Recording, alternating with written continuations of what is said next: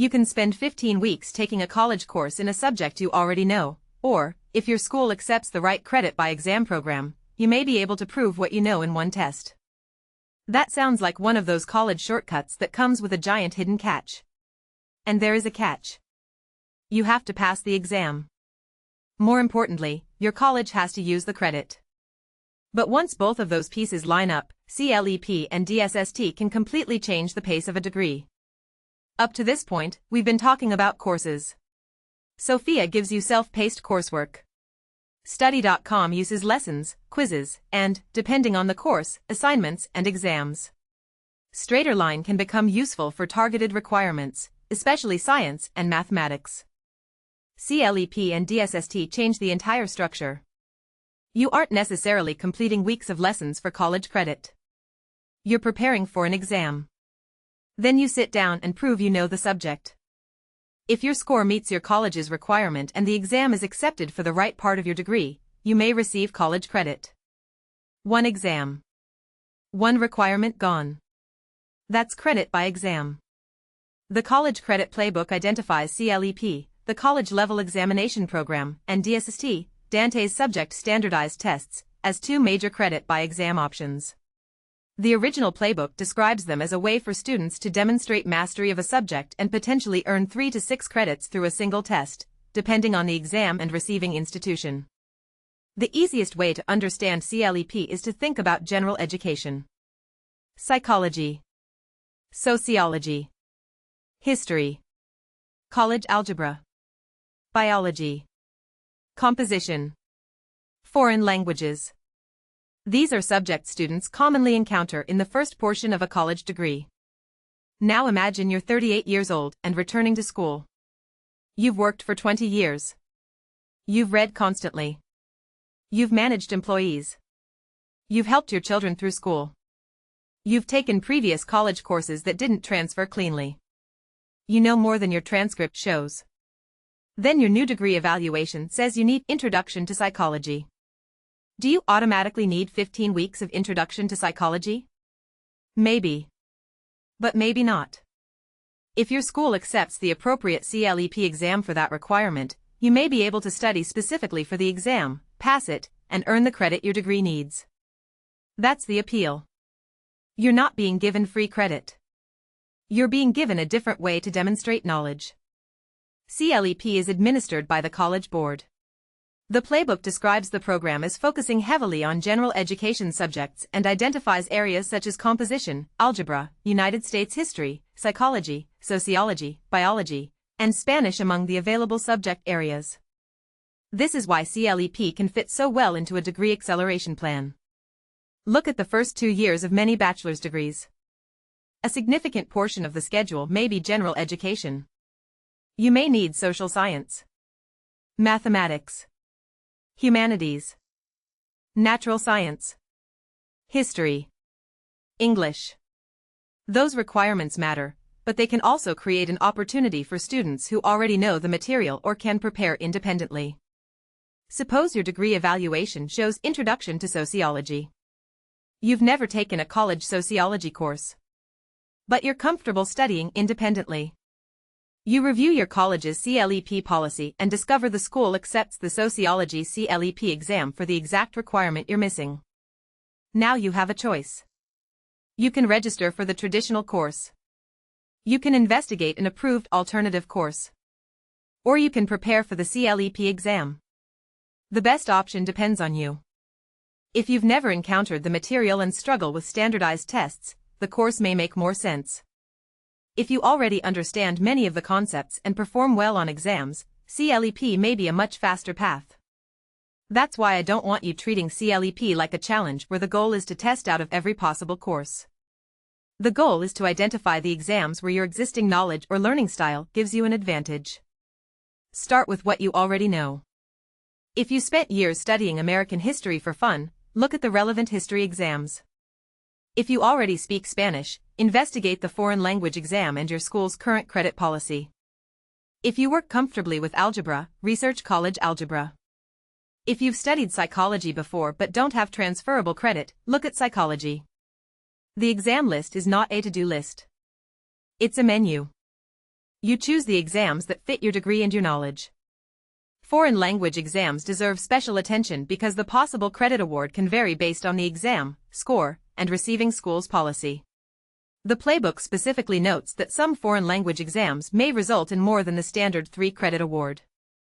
Think about what that could mean for the right student. Someone who grew up speaking Spanish may be sitting in a degree program with a language requirement. That student may already possess years of knowledge.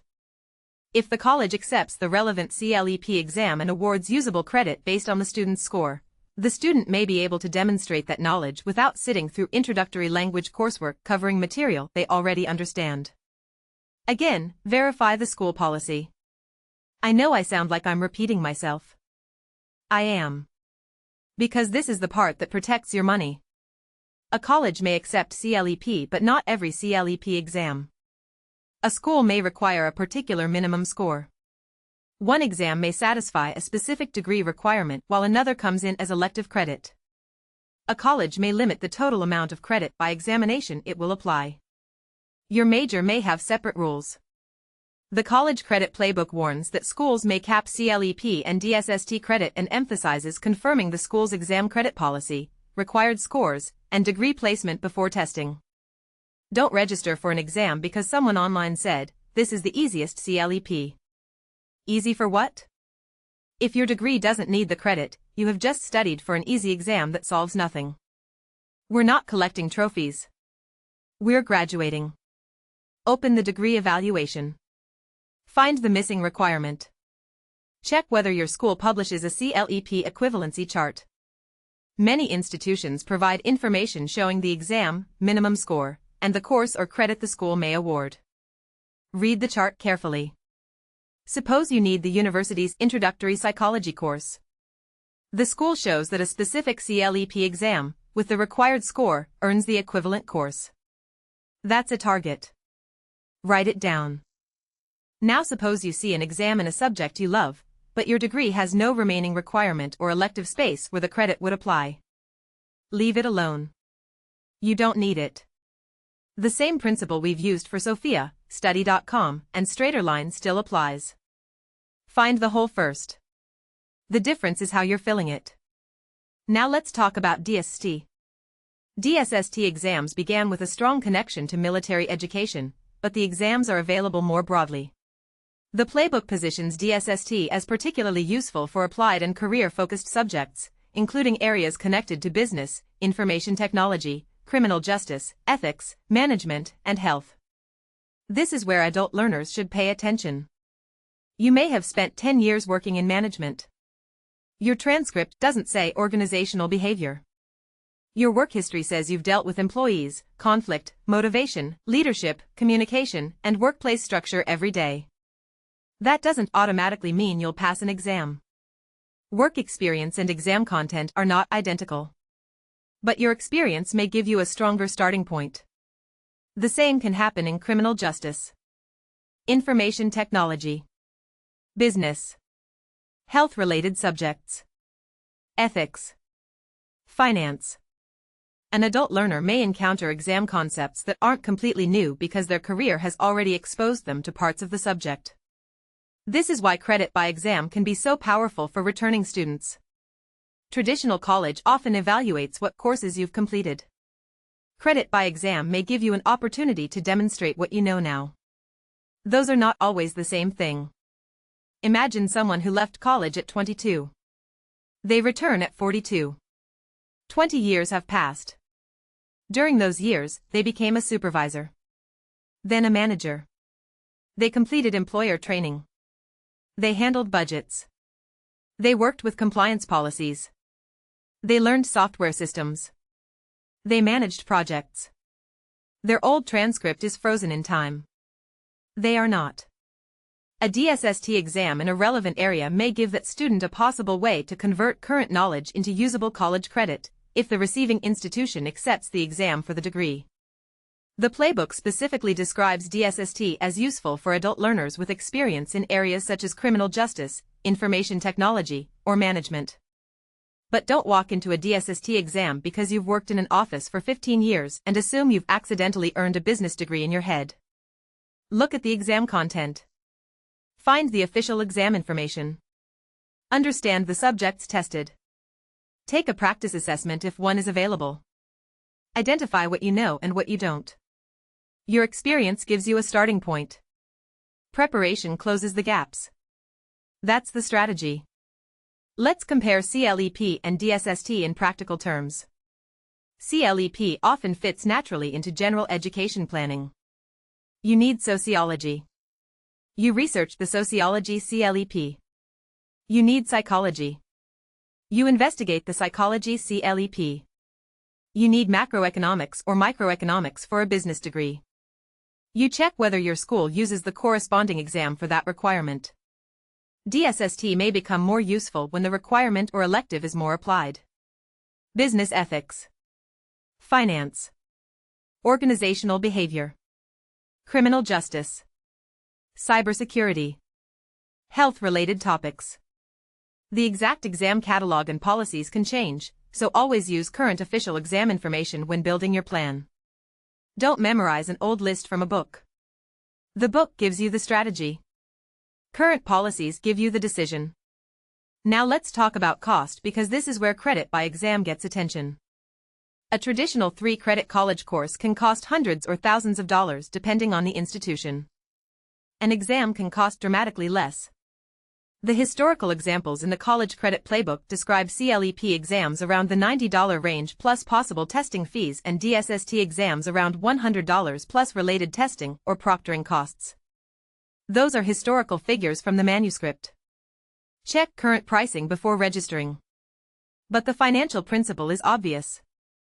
If a verified exam replaces a 3-credit university course, compare the exam cost with the full tuition cost of the course.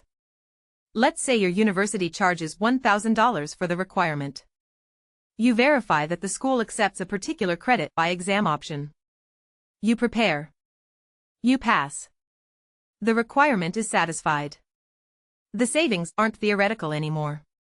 Now repeat that 3 times. 3 exams may represent 9 credits. At many schools, 9 credits is a significant portion of a semester.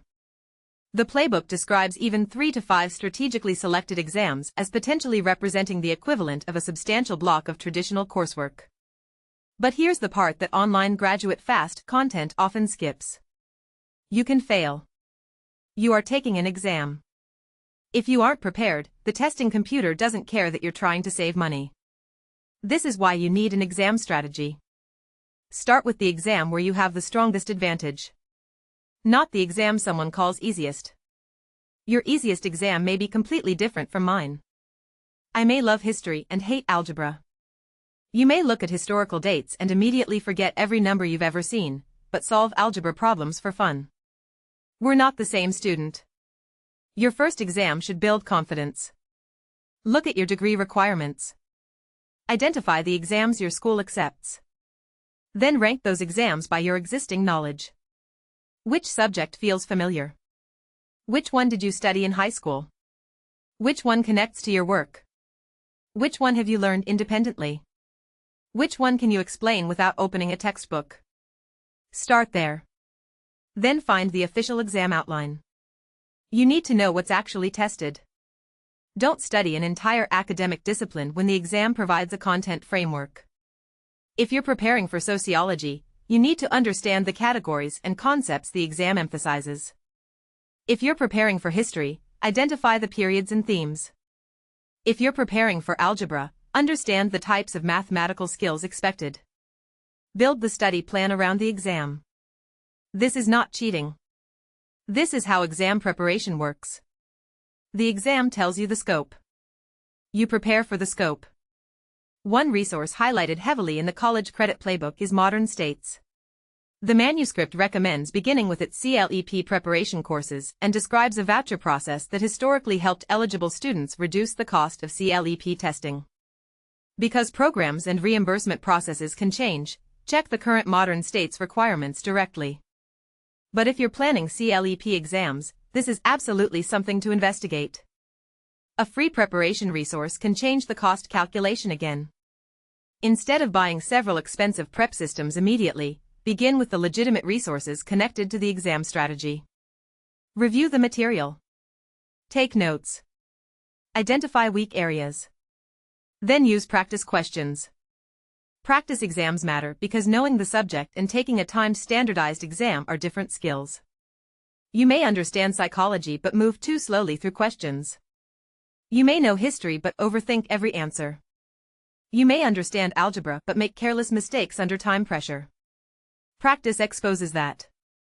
The playbook recommends using CLEP and DSST practice exams to become familiar with the format, timing, and question styles. Don't use the practice exam simply to get a score. Use it as evidence. Look at what you missed.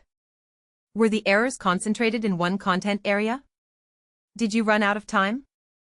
Did you change correct answers because you second-guessed yourself? Did vocabulary cause problems? Did you forget formulas? The score tells you whether you were right. The pattern tells you what to fix. Suppose you take a practice exam and score poorly. Good. You found out before the real exam. That's much cheaper. Now decide whether the gaps are realistic to close. Maybe you need another week. Maybe you need a month. Maybe the subject is so unfamiliar that a course would actually be a better option. Credit by exam is a tool. You don't have to force it. If you spend 6 weeks miserably studying for an exam, fail it, and then take the course anyway, the fast route wasn't fast. Choose intelligently. One strategy in the playbook is clustering related exams.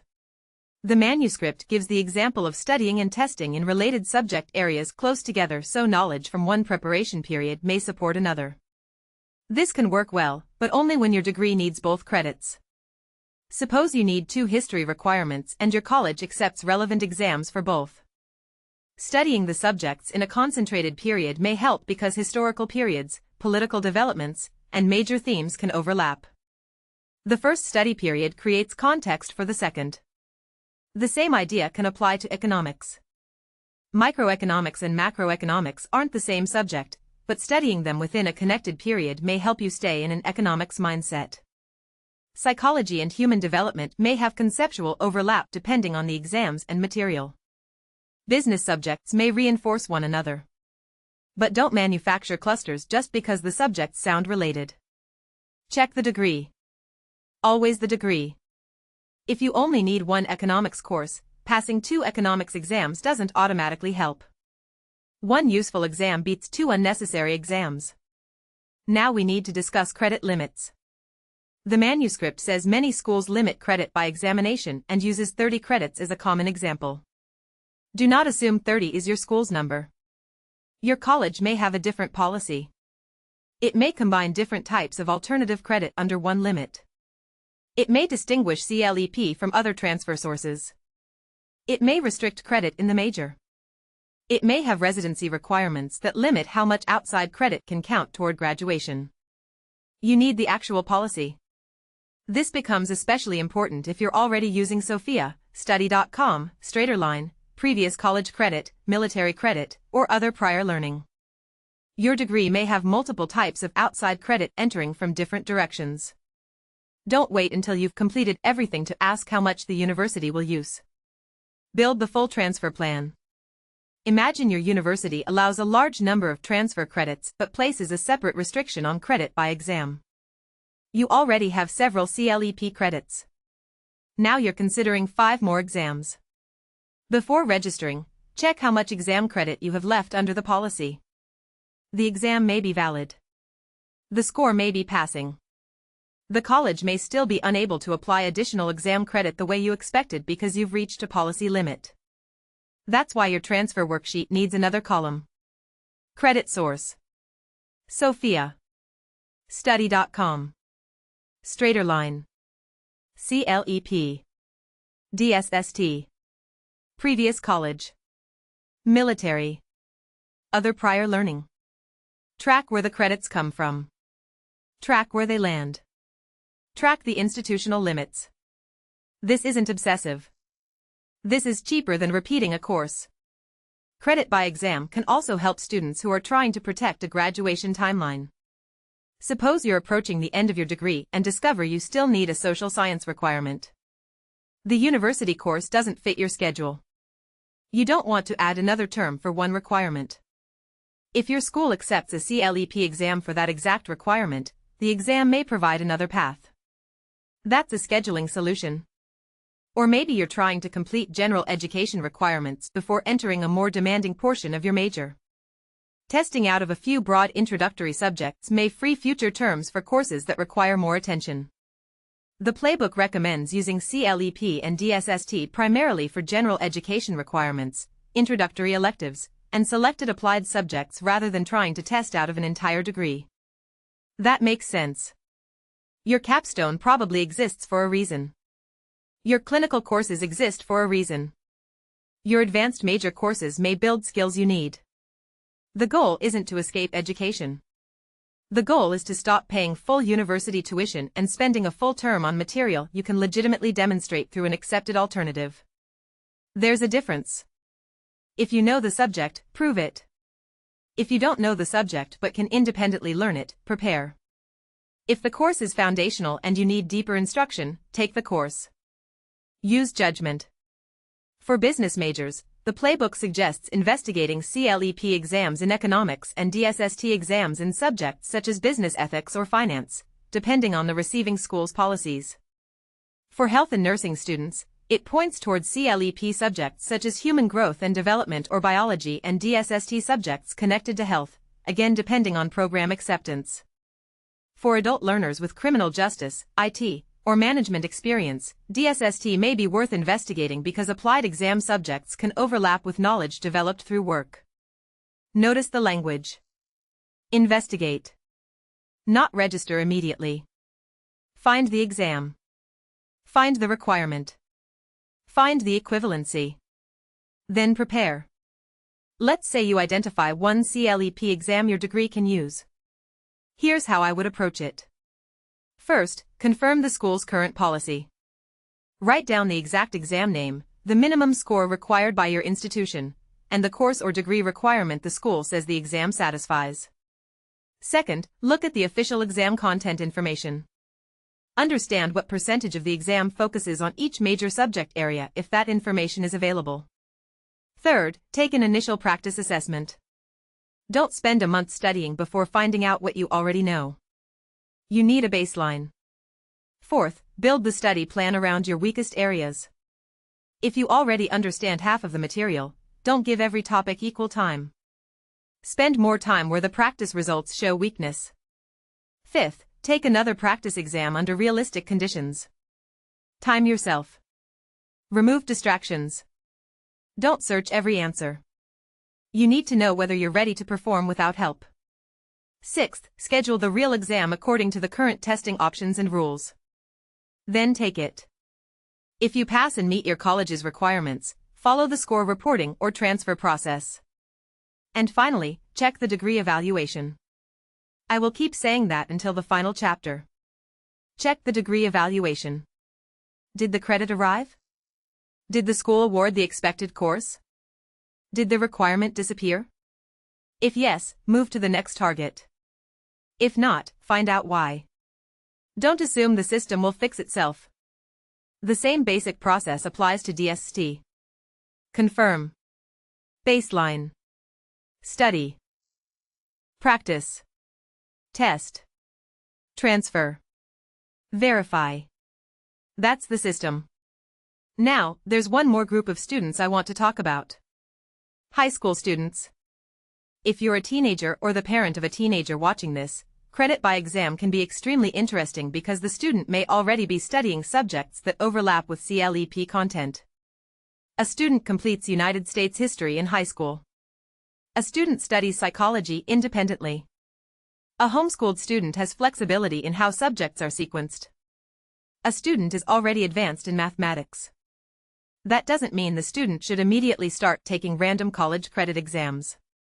It means the family may want to investigate whether an accepted exam can turn existing learning into future college credit. The Playbook's high school acceleration material specifically recommends introducing CLEP practice exams early and using CLEP strategically alongside alternative coursework as students move through high school. The potential advantage is timing. An adult learner may need to relearn history they studied 20 years ago. A high school student may have finished the subject 3 weeks ago. The information is fresh. If the student is academically ready, the target colleges accept the exam, and the family has researched the transfer path. Preparing while the material is still familiar may make sense. But there is a risk. A 14-year-old may not know which college they'll attend. They may not know their major. Transfer policies vary. The more uncertain the destination, the more carefully you need to think about portability and likely degree use. This is why families should research potential colleges early. You don't need a final commitment. But if the student is considering 5 schools, look at the CLEP policies for all 5. Is there an exam all 5 commonly accept? Does it satisfy a broad general education requirement at several of them? That may be a safer target than an obscure exam accepted by only one school on the list. You're managing uncertainty. Adult students already enrolled in a degree have an advantage here. You know the destination. You can build the exam plan around one institution's policies. Use that advantage. And don't ignore the psychological side of this. Passing one credit by exam can change the way you view college. Before the exam, a degree may feel like a fixed sequence. Course 1. 15 weeks. Course 2. 15 weeks. Course 3. Another term. Then you pass an exam and watch one requirement disappear. You realize the degree has multiple pathways. That can be motivating. But don't let the excitement turn into chaos. The next thing students sometimes do is register for 5 exams. No. Pass 1. Learn how you study. Learn how you perform on the test. Learn how your school processes the credit. Then decide whether the strategy should continue. Maybe you discover you're excellent at credit by exam. Great. Build a list of verified targets. Maybe you discover you hate standardized testing. Also useful information. Go back to alternative courses. The entire point of this playbook is that you have options. Sophia. Study.com. Straighter Line. CLEP. DSST. Traditional university courses. Community college transfer. Prior learning. Financial aid. The strategy is not choosing one and defending it forever. The strategy is using the right path for each requirement. CLEP and DSST may be the fastest tools in the entire plan because the actual credit decision can come down to one exam. That also makes them some of the easiest tools to misuse. An exam can be cheap and still be wasted money. An exam can be easy and still be useless to your degree. An exam can award credit and still land in the wrong place. Don't chase the test. Chase the requirement. Open your degree evaluation. Find a missing general education course or applied elective. Check your school's CLEP and DSST policies. Identify an exam the school uses for that exact space. Look at the content. Ask yourself how much you already know. Take a practice exam. Then decide. You may discover you're one test away from removing a 15-week course from your degree plan. And that is where credit by exam becomes powerful. Not because you're skipping college. Because you're refusing to repeat learning you can already prove. The next chapter asks the questions students usually should have asked before opening any of these platforms. With Sophia, Study.com, Straighter Line, CLEP, and DSST all available, which one should you actually use for your major, your learning style, and the requirements still sitting on your degree plan?